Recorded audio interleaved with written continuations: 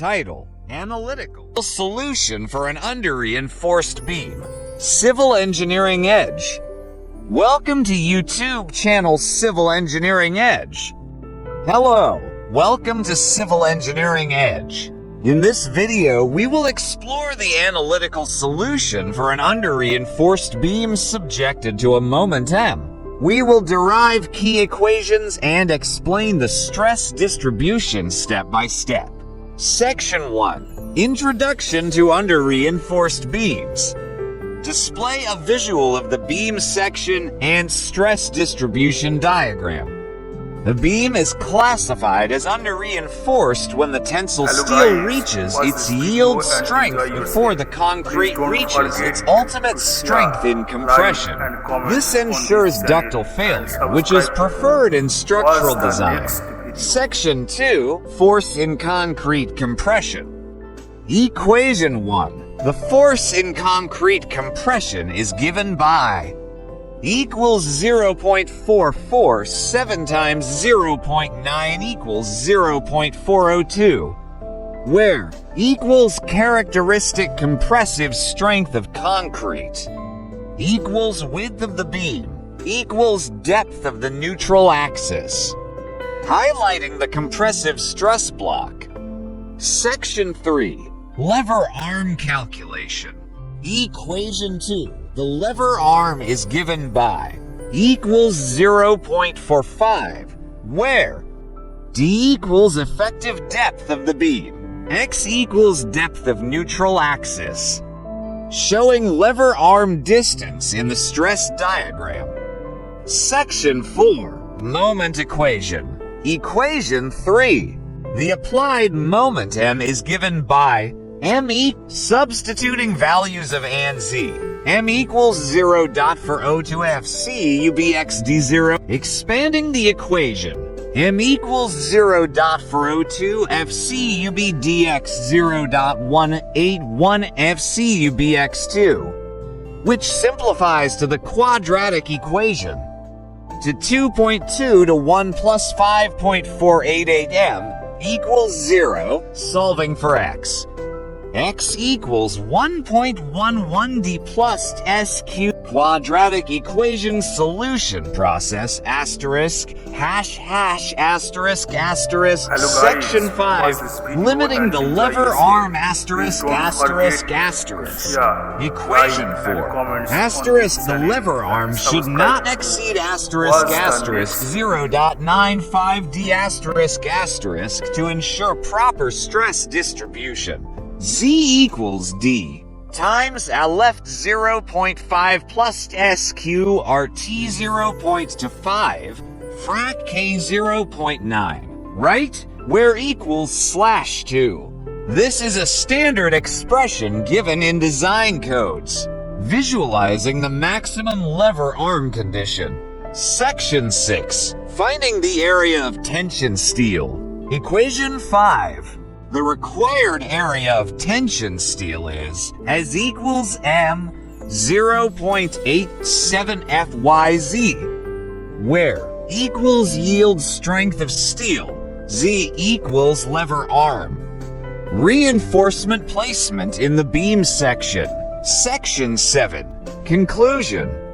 By following these calculations, we can determine the neutral axis depth, lever arm, and required steel. These principles are crucial in structural design to ensure safety and ductility. Closing scene with call to action. If you found this video helpful, like, share, and subscribe to Civil Engineering Edge for more structural engineering insights.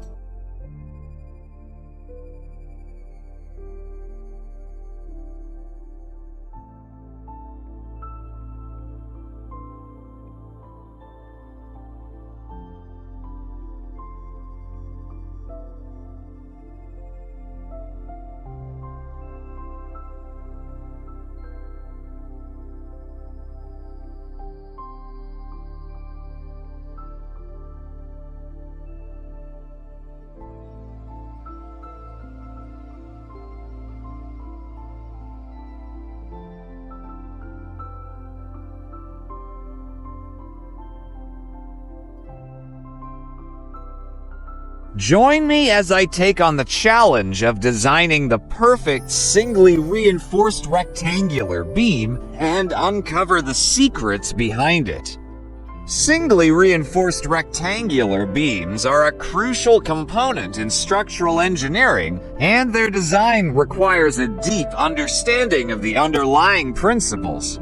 In this video, we're going to dive into the world of beam design and explore the secrets behind creating a reliable and efficient structure.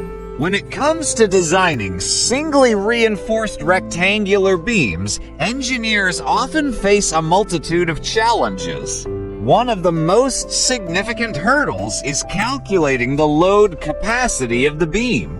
It's essential to ensure that the beam can withstand the weight of the structure it's supporting, as well as any additional external forces such as wind or seismic activity. Another challenge is selecting the right materials for the job. The type of concrete and reinforcement used can greatly impact the beam's performance, and making the wrong choice can lead to disastrous consequences. Material selection is critical because it directly affects the beam's strength and durability.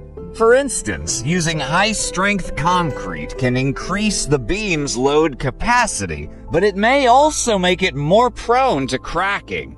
On the other hand, using fiber-reinforced polymer rebar can provide superior corrosion resistance, but it can be more expensive than traditional steel rebar. In addition to load capacity and material selection, engineers must also consider the beam's dimensions and geometry. The shape and size of the beam can significantly impact its moment of inertia, which in turn affects its resistance to bending and torsion. A beam with a large moment of inertia will be more resistant to deformation, but it may also be heavier and more expensive to construct. Furthermore, engineers must also take into account the placement and spacing of the reinforcement.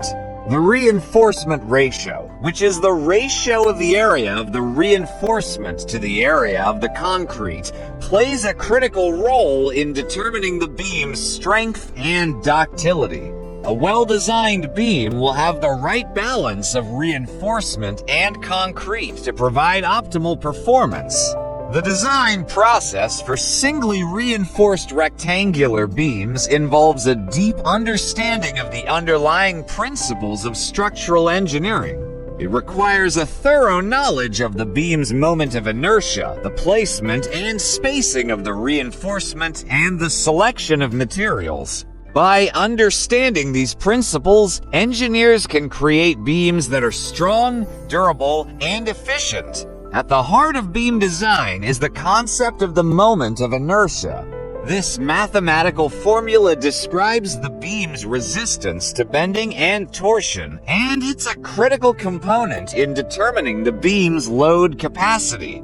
By understanding how to calculate the moment of inertia, engineers can create beams that are optimized for performance. Another critical component of beam design is the placement and spacing of the reinforcement. The reinforcement ratio, as I mentioned earlier, plays a crucial role in determining the beam's strength and ductility. By understanding how to optimize the reinforcement ratio, engineers can create beams that are both strong and efficient. In addition to the moment of inertia and reinforcement ratio, safety factors also play a critical role in beam design. Safety factors are used to account for uncertainties in the design process, and they provide a margin of error to ensure that the beam can withstand unexpected loads. By understanding how to apply safety factors, engineers can create beams that are reliable and efficient. By mastering these design principles, engineers can create singly reinforced rectangular beams that are efficient, reliable, and strong. And today, I want to share with you a key insight that can take your beam design to the next level. This one simple formula can help you optimize your beam design and ensure that it's capable of withstanding even the most extreme loads. The formula is based on the concept of the moment of inertia, and it takes into account the beam's dimensions, material properties, and reinforcement ratio. By plugging in the right values, you can calculate the optimal reinforcement ratio and ensure that your beam is as strong as possible. This formula is a game changer for beam design, and it's something that I wish I had known when I first started designing beams. In conclusion, designing singly reinforced rectangular beams is a complex process that requires a deep understanding of the underlying principles of structural engineering. By mastering the design principles, including the moment of inertia, reinforcement placement, and safety factors, engineers can create beams that are efficient, reliable, and strong. Remember, the key to successful beam design is to understand the underlying principles and to use the right tools and formulas to ensure optimal performance. In this connection, I am going to discover the secret to mastering singly reinforced rectangular beam design.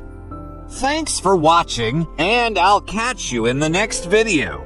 If you want to learn more about structural design, be sure to check out my other videos, and don't forget to leave a comment below with your thoughts on singly reinforced rectangular beams.